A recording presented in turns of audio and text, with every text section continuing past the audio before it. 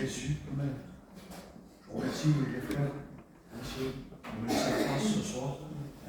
En vérité, beaucoup d'honneur, beaucoup de joie aussi. Dieu a déposé quelque chose dans mon cœur et quand j'entendais les cantiques, en réalité, la transformation change mon cœur, Seigneur. Faut aimer à chanter, à parler de religion, de coutume, de tradition. Mais en réalité, c'est ce que nous vivons aujourd'hui. Et aujourd'hui, une grâce est faite. Aujourd'hui, une grâce est faite parce que ce soir encore, Dieu met tout à propos. Amen. Afin de transformer ta vie, afin de transformer ton cœur. Cette réunion, ce soir, et il faut que tu réalises que peut-être ce soir, c'est la dernière réunion. Que ce soir, Jésus peut revenir. Et ça, bien souvent, eh bien, on a tendance à l'oublier. Mais il ne faut pas oublier que nous sommes, que nous vivons les prolongements de la grâce. Parce qu'en réalité, tout est accompli. Je voudrais dire, il ne manque plus que Jésus revienne pour chercher son Église. Et il faut que nous soyons prêts à ce glorieux retour. Alléluia. Je voudrais demander à Regina. Seigneur, c'est vrai que ce soir, c'est une réunion spéciale. Seigneur, parce que l'évangile va être prêché. C'est ta parole que tu as mis dans le cœur de notre frère, Seigneur, pour qu'il puisse la partager, Seigneur. C'est d'un grand prix, Seigneur, qui vient te donner la croix. Personne n'aurait pu racheter nos âmes, Seigneur. Mais c'est toi qui l'as fait, Seigneur. Tu as racheté un grand prix. Tu t'es donné la croix, Seigneur, pour le rançon de nos péchés. Merci pour cette grâce, Seigneur. Merci pour ton Esprit Saint. Te prions de bénir ton serviteur, Seigneur. Amen. Loin de ton Esprit Saint, de bénir aussi l'auditoire. Qu'il soit attentif à la voix de ton Saint-Esprit. Et nous lions, Seigneur, toute opposition qui voudrait que nous ne comprenions pas, Seigneur. Ou nous amener les pensées captives à ne pas écouter la parole, Seigneur. Nous lions et nous chassons au nom de Jésus. Amen. Pose tes bonnes mains, Seigneur. Libère ce soir. Guéris et convertis par ta grâce. Au nom de Jésus. Oui. Amen. Amen. Amen. Dieu parle toujours dans nos vies. Dieu nous a laissé en réalité quelque chose d'important. Dieu nous a laissé ce livre. Amen. Qui n'est autre que la parole de Dieu, Amen. la bouche de Dieu. Dieu, vous le savez très bien, qu'il est notre Créateur. Et que nous sommes sa créature. Parce que c'est lui qui nous a créés. Et Dieu connaît parfaitement nos besoins. Dieu connaît ce dont tu as besoin. Dieu le sait, mieux même que toi-même. Alléluia. Dans ce livre, qui n'est autre que la bouche de Dieu, eh bien, il y a la réponse à toutes tes interrogations. Les questions que tu te poses, eh bien, il y a la solution dans ce livre-là. Dieu peut te parler ce soir, eh bien, parce qu'en réalité, je veux te parler simplement que de la parole de Dieu. Je veux être simplement, eh bien, cet instrument entre les mains de Dieu. Alléluia. La parole de Dieu, elle est un manuel d'utilisation. Là où on trouve, eh bien, la solution à tous nos problèmes. Je voudrais te dire qu'on le voit au travers de la parole de Dieu, il y a plusieurs nécessités dont Dieu nous parle. Mais pour que l'on puisse vivre pleinement, eh bien, une vie en Dieu, c'est ce que je veux te parler ce soir, pour qu'on puisse vivre pleinement l'évangile de grâce, eh bien, il y a quelque chose qui est nécessaire. Nécessaire, ce n'est pas n'importe quoi. Nécessaire, ça veut dire qu'on ne peut pas s'en passer. Ce n'est pas quelque chose qui est optionnel. Dans les voitures, il y a des options. Mais ce n'est pas ça qui fait marcher la voiture. Ce n'est pas ça qui fait que la voiture t'amène à telle destination. Ce soir, je veux te parler du nécessaire. Du nécessaire qu'il te faut, eh bien, pour vivre une vie de Dieu, une réelle vie en Dieu. Alléluia. L'eau, elle est nécessaire à la vie. Parce que s'il n'y a pas d'eau, il n'y aurait plus de mer, il n'y aurait plus de rivière, il n'y aurait plus de poissons, il n'y aurait plus d'arbres, plus de végétation, il n'y aurait plus rien, plus d'animaux, il n'y aurait même plus d'hommes. Parce que c'est nécessaire à la vie sur terre, humaine. Et la première nécessité pour l'homme, et la femme. Dieu en parle. Elle se trouve dans le livre de Jean, au chapitre 3 et au verset 7. Il dit, il faut que vous naissiez de nouveau. Ce n'est pas n'importe quoi, hein? Il faut que vous naissiez de nouveau. Il faut que vous naissiez d'en haut. C'est quelque chose de nécessaire. Et là, ce n'est pas n'importe qui le demande. C'est Jésus lui-même, en personne. C'est un besoin nécessaire pour ta vie spirituelle. Quand on reprend le contexte de ce verset-là, parce que c'est important de prendre tout le contexte. Quand on parle d'un verset comme ça, il faut prendre tout le contexte, avant et après. Parce que je le dis bien souvent, quand on sort un verset de son contexte, ça peut devenir un prétexte. Et moi, je ne veux rien prétexter. Je veux simplement attester ce que dit la parole de Dieu. Alléluia. Quand on reprend un petit peu, on peut voir que ce n'est pas à n'importe qui que Jésus s'adresse. Jésus s'adresse à Nicodème. Nicodème, c'est un pharisien. C'est un chef des Juifs, la Bible nous dit. C'est un docteur de la loi. Et la Bible nous déclare que Nicodème, c'est lui qui est venu auprès de Jésus de nuit. Parce que, en réalité, eh bien, les pharisiens et tout le peuple ne voulaient pas de Jésus. Ne voulaient pas, j'ouvre une parenthèse, ne voulaient pas de Jésus parce que, parfois, il y a l'esprit de compétition. L'esprit de compétition, sais-tu que ça ne vient pas de Dieu. C'est quelque chose de diabolique, je voudrais même dire. Parce que quand l'esprit de compétition touche un cœur, ça devient une catastrophe. Une catastrophe parce que dans une compétition, qu'est-ce qu'on veut faire? On veut gagner. Gagner à n'importe quel prix. C'est vrai. Et on ne regarde plus qui c'est qu'il y a à côté de nous, peu importe. On veut gagner. On veut gagner. Et peu importe qu'il y ait le frère, qu'il y ait la sœur, qu'il y ait quelqu'un qui soit fatigué, c'est pas grave, je vais lui prendre la place. Et toi, peut-être que tu peux te faire toucher aussi par cela. Parce que quand cet esprit de compétition se met en marche, eh bien les gens qui sont là tout autour peuvent se faire toucher. De dire, moi aussi je la veux cette place-là. Il faut faire attention que l'esprit de nos compétitions ne touche pas nos vies. Il faut faire attention, il faut y prendre garde. C'est pas le message, je le dis ça, je ne sais pas pourquoi. Je le dis. Alors là, je reviens dans le message. Nicodème, il vient près de Jésus et il l'appelle maître, rabbi.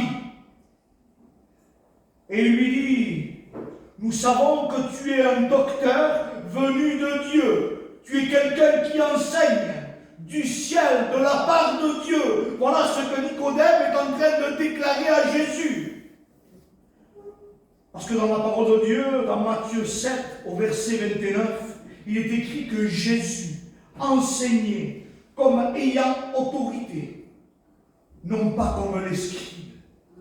Et Nicodème, en continuant, il ajoute que personne ne peut faire ces miracles qu'il fait si Dieu n'est pas avec lui. Alors cet homme-là, Nicodème, il est doté d'une sensibilité spirituelle, je pourrais dire.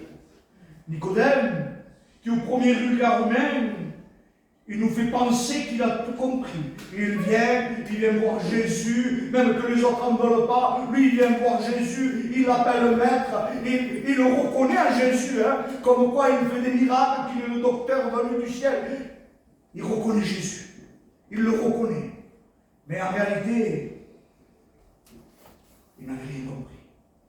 Parce que quand on regarde, quand on lit la parole de Dieu, on peut voir que Jésus répond à Nicodème et il lui dit, si un homme ne naît de nouveau, il ne peut voir le royaume de Dieu. Alors, Nicodème est perdu. Mais comment? Comment naître de nouveau? Comment est-ce possible de naître de nouveau? Lui, il ne comprend pas. Il pense que c'est physique. Il ne comprend pas. Mais comment cela est-ce possible? Comment naître une deuxième fois, même en étant âgé?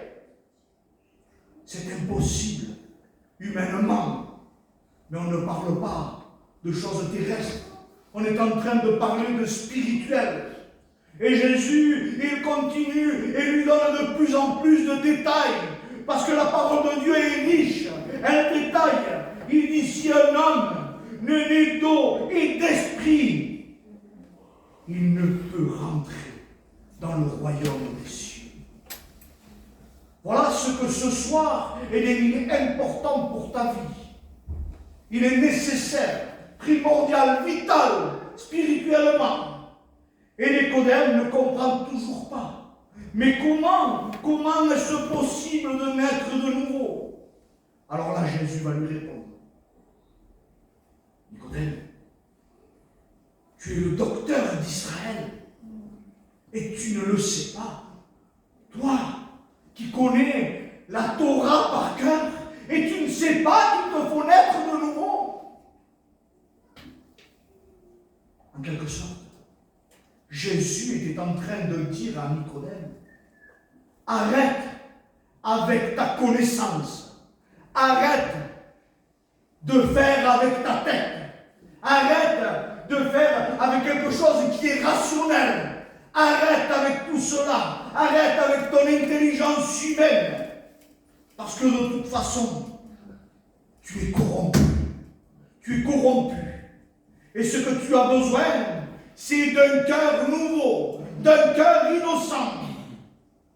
Jésus nous demande, Jésus te demande d'avoir un cœur d'enfant. Sais-tu pourquoi Jésus te demande d'avoir un cœur d'enfant? Pourquoi Jésus demande d'avoir un cœur comme des enfants? Parce que l'enfant, il a un cœur innocent. Un enfant, il croit tout ce qu'on lui dit. Et il le croit encore plus quand c'est son Père qui le lui dit. Et ce soir, c'est ton Père du ciel qui est en train de te parler. Il te faut naître de nouveau. Alléluia. Voilà pourquoi Jésus a pu dire, si tu crois, tu verras la gloire de Dieu. Alors là, il est question de croire en Jésus.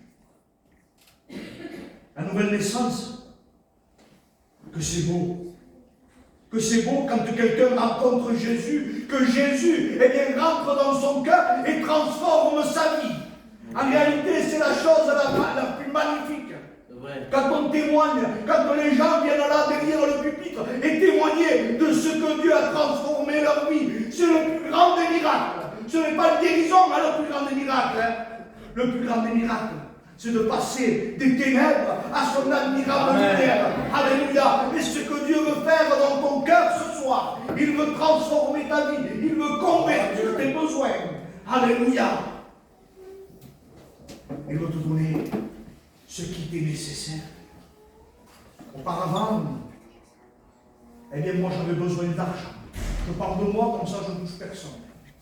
Auparavant, j'avais besoin d'argent. Peut-être plus que tout, Gino. Je pensais à l'argent peut-être plus que tout. Parce que quand on en a, on en veut encore plus. Auparavant, j'avais besoin de sorties. Auparavant, j'avais besoin, et je vous demande pardon, d'alcool, de drogue, de tout ce que vous voulez, vous. Pour avoir ce semblant de paix. Ce semblant de paix qui ne dure pas. Quand tu cherches la paix dans le monde et que tu crois la trouver, en réalité, tu es en train de rentrer dans un sable mouvant. Et plus tu vas chercher, plus tu vas bouger, plus tu vas t'enfoncer. C'est ce que le monde fait. Pour un semblant de paix. Puis quand Jésus vient se révéler, ça ce n'est pas un homme qui peut le faire. Tu ne peux rien faire toi-même. Ce que tu peux faire, toi, tu sais ce que c'est?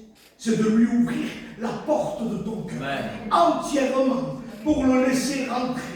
Jésus, ce soir, encore permet cette réunion afin de frapper à la porte de ton cœur, afin que tu le laisses rentrer. Amen. Alléluia. Il veut éclairer ta vie. Il veut éclairer ton cœur. Oui, Éternel. C'est lui, et lui seul, qui donne la véritable paix, la véritable joie. C'est lui, qui nous a sortis, à nous, chrétiens, de la boue du péché. Aucun homme ne peut sauver un homme. Seul Jésus peut nous sauver. Amen. Alléluia. Quelqu'un qui est né de nouveau, ça se voit. Parce que ça interpelle. Il y a quelques jours, Gino, j'étais avec un garçon qu'on va bientôt baptiser, avec un foyer. Et ce garçon, il était dans le monde comme nous tous. Et on a parlé avec son bon soeur. Et on lui a parlé que bientôt, c'était son baptême, qu'il fallait qu'il vienne à son baptême, que ça serait bien, que ça nous ferait plaisir de le voir. Et il a été surpris. Il dit, mais comment? Tu n'es pas baptisé encore? Pour lui, c'était un chrétien à part entière. Il y avait, pour lui, bien longtemps que c'était un chrétien. Parce que sa vie a été complètement transformée par Jésus. Un chrétien, ça se voit. Un chrétien, ça interpelle. Alléluia. Parce que la Bible nous dit, voici, les choses anciennes sont passées et toutes choses sont devenues nouvelles. Le passé, on n'en parle plus. Le passé, il ne faut pas aller chercher le péché au fond de la mer et dire pardon Seigneur, il t'a pardonné. C'est terminé. Ce que Jésus t'a pardonné, arrête de le ressortir. Ça y est, il te l'a pardonné. Alléluia. Je voudrais te dire qu'il y a 3 étapes qui sont indissociables. Un ordre bien défini pour naître de nouveau. Il y a la foi, il y a la repentance, et puis il vient la conversion. Vous lui dites souvent, on ne peut pas mettre la chaussure et après la chaussette. Il y a un ordre. Nous avons un Dieu d'ordre. Faisons les choses dans l'ordre. Alléluia. Et je voudrais te dire que la foi, ce n'est pas simplement croire. Et pourtant, tu m'as dit tout à l'heure, si tu crois, tu verras la gloire de Dieu. C'est ce que Jésus a dit à Marthe, quand elle était triste, en train de pleurer son frère qui était parti. Jésus lui a dit, si tu crois, ne t'ai-je pas dit que si tu crois, tu verras la gloire de Dieu. Puis il y avait une autre personne, j'ai pris le père d'exemple, un chef de synagogue, Jairus. Lui, il s'était jeté aux pieds du maître.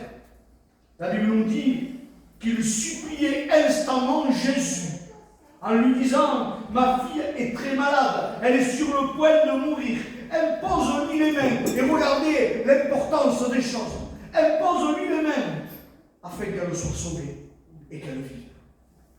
Lui, Jairus, il avait tout compris. Jairus, il avait tout compris, parce que Jésus, lui, il est le médecin du ciel, il est le docteur venu du ciel, il fait des miracles, ça, il n'y a pas de problème. Là où la médecine s'arrête, et bien Jésus prend le relais, il est celui qui guérit les malades, ce qu'il faisait il y a 2000 ans, aujourd'hui encore, il est capable de le faire. Mais Jésus, il est venu chercher et sauver ce qui était perdu. Alléluia. Jairus, il a tout compris, parce que c'est bien plus grand, entre parenthèses, qu'une guérison physique qu'il est venu chercher. Il est venu chercher une guérison spirituelle. Quelle importance d'être guéri premièrement spirituellement, et puis le corps, mais premièrement spirituellement. Parce que derrière la vie, bien souvent on oublie qu'il y a l'éternité. L'éternité, c'est bien plus grand qu'une vie sur terre. C'est une goutte d'eau, en réalité. La vie sur terre comparée à l'éternité. Et encore une goutte d'eau. Alors, Jésus, il est le bon berger. Il est celui qui est la porte du ciel. Il est notre avocat auprès du Père. Il est le chemin, la vérité et la vie. Il est le seul médiateur entre Dieu et les hommes. Voilà ce que Jairus avait compris. Alléluia. Mais là encore, on peut voir qu'il y a foule. Parce que partout où se trouve Jésus, il y a foule. Ce soir, je bénis Dieu, il y a du monde. Parce que Jésus se trouve là. Jésus est là, et les gens sont là à écouter. Et là, c'était pareil, autour de Jairus, avec Jésus, il y avait de la foule qui était là. Et le monde, eh bien, des fois, n'est pas là pour de bonnes choses. Le monde, parfois, est là pour troubler. Et là, le monde qui était là autour de Jésus, autour de Jairus, ont voulu faire faillir cet homme. En lui disant, laisse-le, Jésus. Pourquoi tu importunes encore le maître? Ça ne sert à rien. Ta fille est morte. Voilà ce que le monde fait. Le monde, il veut détruire. Et il a voulu détruire cet homme. Mais à la différence, que cet homme, il n'est pas seul. Cet homme-là, il a le prince de la paix à ses côtés. Amen. Et le prince de la paix est là. Le prince de la paix, ce soir, il est là, il est en train de passer dans les rangs. Ne le laisse pas partir ce soir. L'ennemi, il aurait voulu arrêter cet homme-là. L'ennemi, pourtant, il était tout près de Jésus. Il a voulu l'arrêter en le brisant. Mais Jésus, il nous conduit dans toute la vérité. Il est venu pour mettre à nu et à découvert les œuvres de l'ennemi. Quand on regarde dans Marc 5, au verset 36, il est écrit « Mais Jésus, sans tenir compte de ses paroles, lui dit « Sois sans crainte ». Et j'ai regardé la version littérale de ce texte. Jésus avait entendu ces paroles à la dérobée.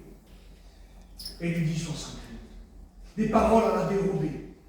En réalité, c'est quelque chose qui est chuchoté, qui est murmuré. L'ennemi, je l'appelle comme ça parce que c'est une réalité, il est bien souvent là à nous chuchoter à l'oreille, en nous disant telle ou telle chose négative pour ne pas que tu t'approches de Dieu, pour que tu ne t'engages pas pleinement avec lui, en te disant que tu n'y arriveras pas, que pour toi c'est fini. Mais laisse-moi te dire qu'il y a toujours solution à Jésus. Alléluia. Jésus te dit ce soir à toi, personnellement, ne crains pas. Ne crains pas. Tant que tu es avec moi, l'ennemi ne peut rien contre toi. Alléluia. Ne l'écoute pas. Ne tiens pas compte de ce qu'il est en train de te dire. Je vous dis cela parce que moi je l'ai expérimenté. Et bien souvent, il est là, en train de chuchoter à notre oreille. Et en te faisant même penser que c'est ton propre raisonnement. Mais ce n'est pas ton raisonnement. Il est là, en train de vouloir que tu t'écartes de Dieu. Jésus a pris par la main la fille de Jairus. Et il a dit, jeune fille, lève-toi. Et la jeune fille s'est levée et s'est mise à marcher. Alléluia. Ne crains pas, crois seulement. On peut voir là aussi qu'il faut croire. Et Jésus nous dit en plus seulement. Mais pourquoi alors tu me dis que ce n'est pas simplement croire? Jésus est allé à Gadara. À Gadara, il y avait un homme qui était possédé par une légion de démons. Et quand Jésus a posé le pied à Gadara, cet homme, la légion de démons, eh bien, il s'est rendu au pied de Jésus et s'est prosterné devant lui. En le reconnaissant, en disant, Fils du Dieu très haut. Alors, crois-tu que les démons ont accès au ciel? sûr que non, pourtant nous les croyons. Ils ont vu que c'était Jésus, ils l'ont reconnu, Fils du Dieu très haut. L'accès est fermé. Alors toi, tu peux te dire peut-être, oui, mais c'est des démons, comme ils ont vécu avec Dieu, et ils ne peuvent plus se repentir, c'est terminé pour eux, c'est vrai. Mais Dieu est omniscient. Il a la connaissance parfaite. Quand on regarde un peu plus haut, dans Jean 2, au verset 23, il est écrit, pendant que Jésus était à Jérusalem à la fête de la Pâque, plusieurs crurent en son nom, voyant les miracles qu'il faisait. Mais Jésus ne se fiait point à eux, parce qu'il les connaissait tous. Jésus te connaît. Jésus connaît ton cœur. Jésus sait comment tu es rentré. Il connaît ta disposition. Il sait ce que tu vas faire avec lui.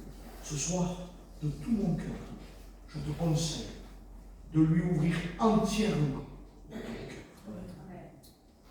Ne laisse pas une partie entrouverte simplement. Il faut que tu lui ouvres entièrement ton cœur.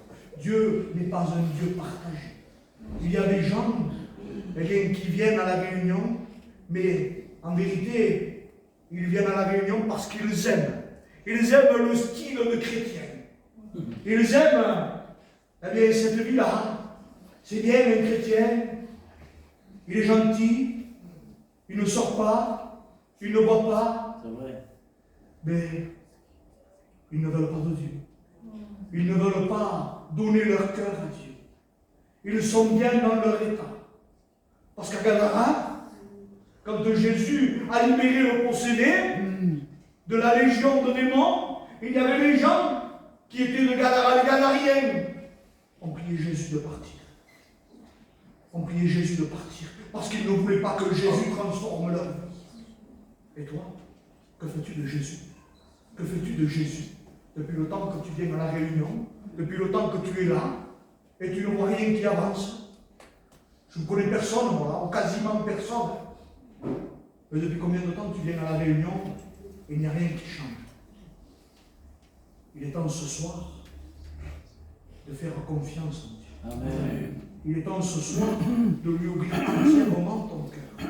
Alléluia. Ce soir, je te pose la question. Une question simple. Comment tu es venu à la réunion ce soir? Tu es venu simplement à la réunion, ou tu es venu à la réunion à la recherche de Jésus? C'est important la question que je te pose ce soir. Est-ce que tu es venu simplement à la réunion parce qu'il faut venir? Ou est-ce que tu es venu à la réunion en disant, Seigneur Jésus, eh bien, j'ai besoin que tu changes ma vie. J'en ai marre de mon état. Je veux que ça change dans ma vie. Je veux que ça change dans mon foyer. Peut-être que tu viens là en te disant, on est bien là. On est bien à la réunion. Les gens, ils sont gentils. Mais c'est normal qu'ils soient gentils, les gens. Il ne manquerait plus que ça. Que les gens ne soient pas gentils et viennent à la réunion, à l'assemblée de Dieu. On est des chrétiens. Et un chrétien, c'est gentil. Quelqu'un qui n'est pas gentil, ce n'est pas un chrétien. On est des chrétiens. Je te l'ai dit tout à l'heure. Un chrétien, ça se voit. Un chrétien, ce n'est pas n'importe qui. Et peut-être que tu viens à la réunion comme ça, on est bien, ils sont gentils. On chante des cantiques. On vient nous visiter. On va manger ensemble. Laisse-moi te dire que ce lieu-là, ce n'est pas un club d'amis. Ce n'est pas un club d'amis. Ce lieu, c'est l'assemblée de Dieu. Amen. Où Jésus se trouve au milieu de nous. Amen. Et Jésus est là. Et Jésus est saint. Et laisse-moi te dire que si tu viens simplement à la réunion pour passer un moment et que tu n'y ouvres pas ton cœur, eh bien, il ne se passera rien.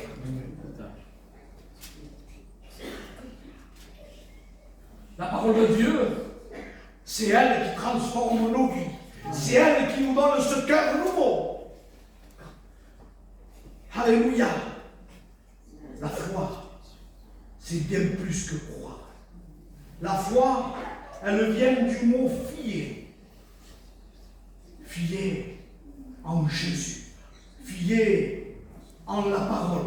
Fier en ce qui est écrit là-dedans. Est-ce que toi, tu te fies en ce qui est écrit dans la parole? Voilà ce qu'est le mot foi. Si tu crois, croire, c'est avoir de la foi. C'est s'abandonner à Dieu, accepter le cadeau qu'il te fait encore ce soir et le croire par la foi. L'accepter comme sauveur et comme maître. Et lui obéir parce que Jésus nous aime. Et quand Jésus nous aime, quand il vient dans nos cœurs, quand on lui ouvre la porte de notre cœur, cet amour, eh bien, il va venir inonder ta vie. Et parce qu'il nous a aimé le premier, nous aussi, nous allons l'aimer. Nous aussi, nous l'aimons de tout notre cœur. Nous l'aimons de tout notre cœur. Et puisque nous l'aimons de tout notre cœur, ça ne coûte plus. Ça ne te coûtera pas d'obéir à la parole de Dieu. Si tu lui ouvres vraiment ton cœur, alléluia, c'est un acte de confiance personnelle, de croire en Jésus. Alors tu crois la foi. Et automatiquement, la repentance, elle va suivre. L'Esprit de Dieu va te convaincre de péché, de justice et de jugement. Et là, va venir la nouvelle naissance. Tu vas naître de nouveau et tu vas pouvoir voir le royaume des cieux. Amen. Je pense que je vais arrêter là. Simplement te dire, en qui vas-tu placer ta confiance ce soir? Je te cite ce verset, j'arrête. Crois